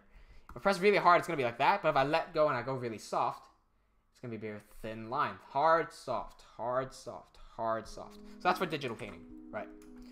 I'm gonna use that here. So I'm just gonna paint in some shadows, like so, using my Wacom.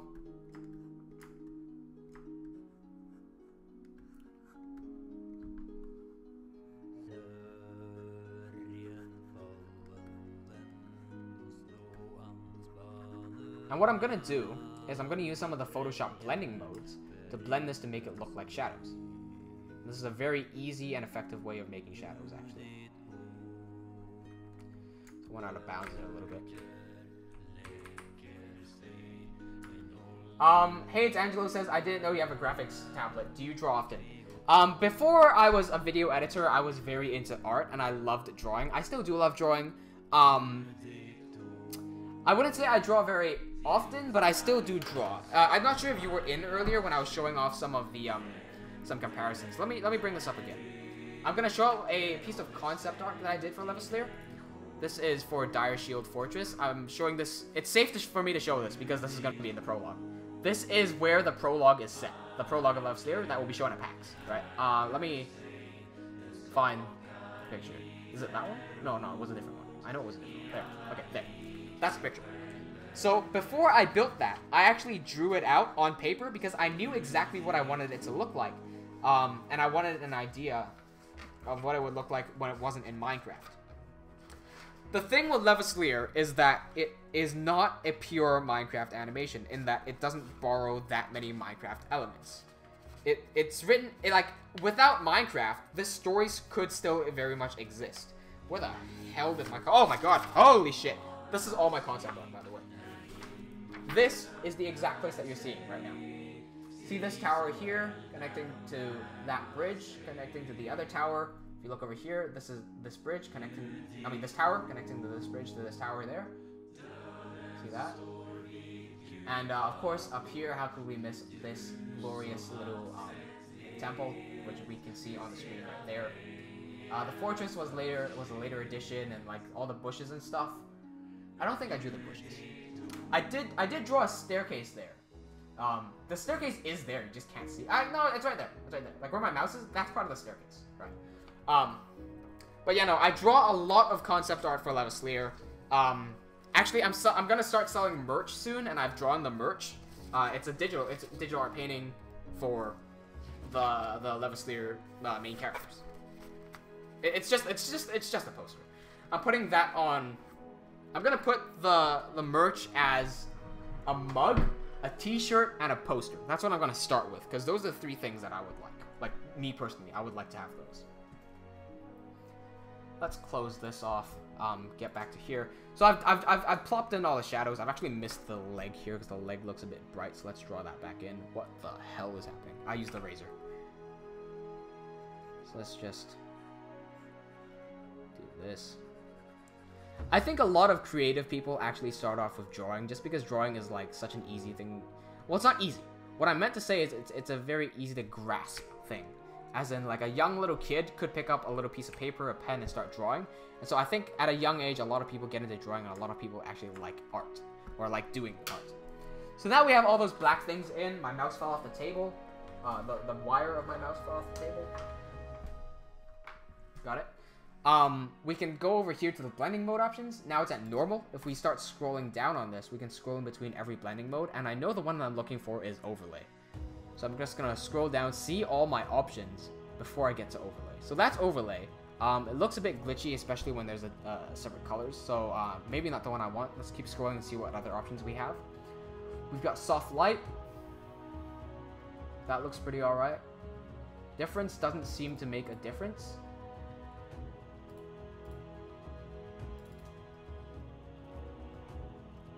We're just looking for the ones that make it look like shadows. Alright, if none of them work, I might just go with the closest one, which is soft light. And then now that we're in soft light, we can actually, let me zoom in. Oh, sorry, bumped the mic there. Zoom in a little bit, grab the smudge tool and start smudging them. Let's just blend it a little bit better with the original.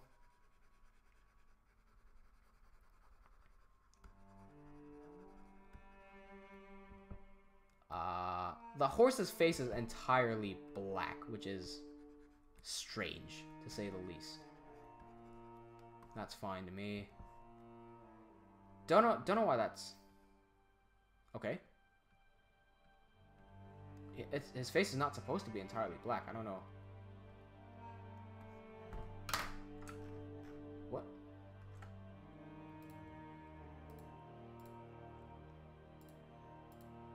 Okay, so I did draw it on that layer.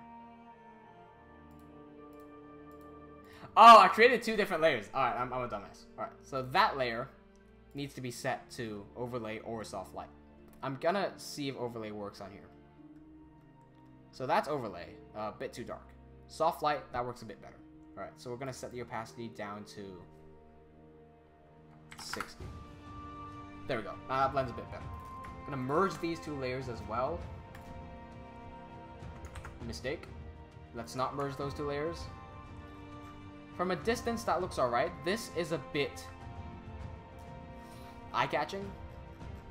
How am I going to solve this? I got an idea. Let's make a selection around this specific area. Get rid of this stuff. There's always a solution when it comes to these things, so it's about trying different solutions and all the solutions that you know and just hoping that one of these work. I'm going to create a new adjustment layer for a saturation, because that's a bit bright and colorful at the moment. So if I turn down the saturation a tad a little bit and turn down the darkness as well, that should match up. Let's bring that up a little bit, bring that down a little bit. There we go. Matches up a bit better. Might be a bit too dark. Bring that up just a tad bit. Yeah, there we go. Balanced it. Alright, cool. And that will basically send them into the shadow realm. This here is the main shadow thing there, and that shadow is a bit too dark for me. So I'm going to split that and make that a bit more transparent.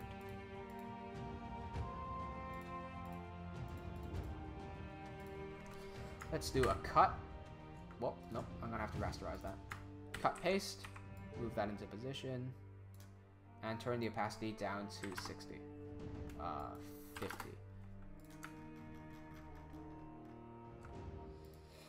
There's that. Cool. Let's make this into a folder and call this Composite. Make a new... Eric says, we Yu-Gi-Oh now, Shadow Realm. Hey, Angelo says the details you put into your thumbnails, Lamar. Well, this is gonna be concept art, so it's not... Look, I do use my concept art for thumbnails, but actually the thumbnail of this live stream that you're watching right now is actually a piece of concept art.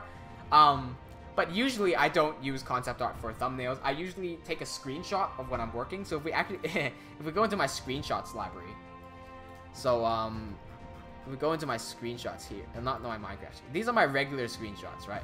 You can see like a whole bunch of screenshots that I've just taken from when I'm working. So all of this stuff can be used for my live stream. So that's just some other project that I'm working on. Here's my VFX stuff. There you go. This is what I do in real life, right? This is VFX. Yeah. Okay, we're done with this folder. I'm gonna add a final color grade on top. I actually think that I put that this curves isn't supposed to go in there. I don't think I need a grade. I think this is cool. All right. I'm gonna drop in a vignette. I've got a cheat for vignettes. I've got an assets folder right here with an overlays folder. I can drag the vignette in like so, and that's it. That's my vignette done.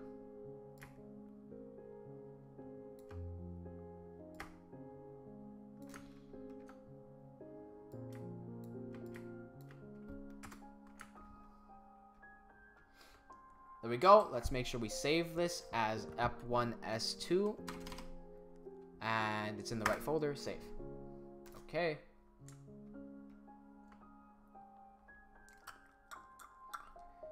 Just wondering if there's anything else I want to do here. I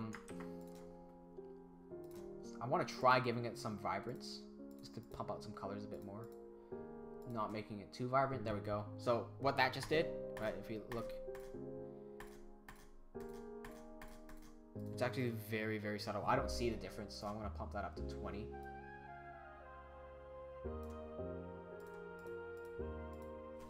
Is there a difference there?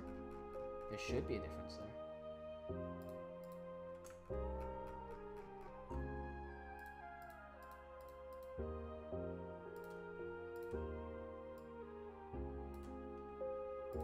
Right, there's your difference. But that's way too strong. I'm just gonna pump it up very subtly so that we can hardly tell that there's a difference. It's there's a thing with color theory. The thing with color theory is that the more saturated a color is, the more people will be attracted to it. So if any one of you are making YouTube videos, if you make your thumbnail pop with color, so drop a vibrance on it and crank it, the more colorful and the more vibrant it is, the more eye-catching it is, and the more people want to click on it. Just a quick thought.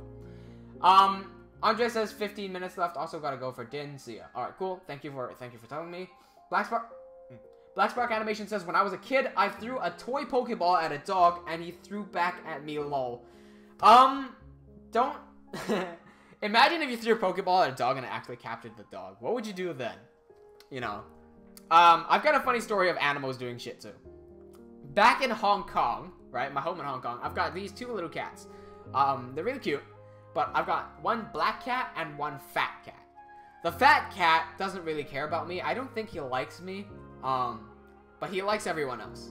The black cat is the exact opposite. The black cat loves me and only me.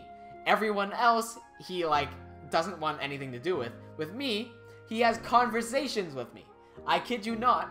I'll walk up to the cat, I'll say, hey. He'll go, ah! Like that. He doesn't go, meow. He goes, ah! That's all my cat does. You can ask Harry. Harry's been to my house multiple times. He's seen the cat. Cat avoids him like the plague. Sees me, he goes, ah! And I just end up looking and I'm going, ah! Back. And we have a conversation where we just go, ah! At each other. That's my relationship with my cat. But this cat is like a dog born into a cat's body. I throw a ball and the cat runs, gets the ball, picks it up, fetches it back from me. It's a cat. I throw this toy, like, squishy little mouse, throws it, picks it up, brings it back to me. Ping pong ball, mouse. We've got this little toy dog, picks that up for me too. A little toy bone, picks that up for me. It's great. It's great fun having that cat around. It's just that cat. I've never seen any other cat as smart as my black cat. I think my black cat is some sort of hidden genius or something. Maybe Einstein got reincarnated into a cat. I don't know. Yeah, Harry recently started conversing with the cat. My cat started accepting Harry. Harry comes to my house very often in Hong Kong. And so what he does is he sits in my room.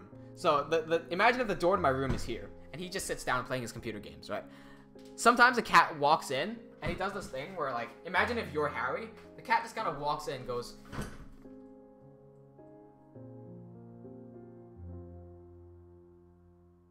And him and Harry just have this staring contest. Because the only situation where my cat walks in is when I go to the toilet. So I come back from the toilet, and I see the cat, like... So I'm like, what are you looking at? I look into the room, and Harry's like... And they're both just staring at it. They're not saying anything. They're just like... It's the funniest thing. I don't know why they do that. Animals are ridiculous. But no, this black cat is it's a cat genius. If cats had degrees, I would give him a PhD. That's how smart he is. My cat. I've never seen a cat as smart as my black cat. Anyway, there's your there's the thing. This is gonna be available on Patreon, by the way. I know I'm showing it live on YouTube, so you can just screenshot it. But I mean, you're not gonna get the most quality if you screenshot my live stream than if you actually paid $1 on Patreon. You know, just saying. I might actually add some fluff onto this. Or not. Or I can just save it and render it, because simple is best. I was gonna add some like dust and speckles and whatnot onto it, but less is more. Less is more. So we're gonna export this as F1 S2. Save that. I'm gonna make a publicly available version. So I'm gonna put in these bars. Gonna grab the Levaslier logo in Levaslier logo. There.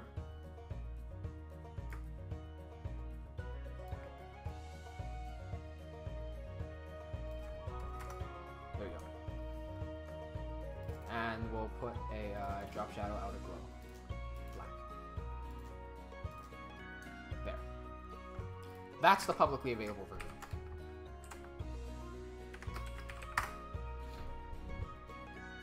Cool.